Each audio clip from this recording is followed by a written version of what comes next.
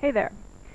If you have a newsletter or a lead magnet, which I know many business people do to drive traffic to their email list, you need to be promoting that link to your opt-in page in as many places as you can. So many of your social profiles have places where you can add links for people to check out what you're up to. On your Facebook profile, for example, when you scroll down, you see this intro section, and you can add links to various places that you want to send people.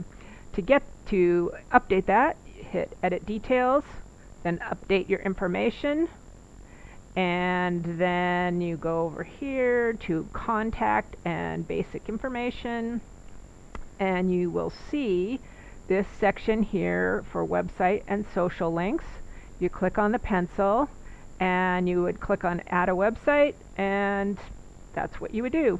Add the website link. So here you see I have my newsletter, I have a lead magnet, AI Success Club, etc., etc. So you can add numerous links that will show up on your Facebook profile. When you're done, just click Save. And then you will see when you go back up to Posts, your home page, that you will have these links here. So this is a super important tactic to follow if you want people to check out what you're up to.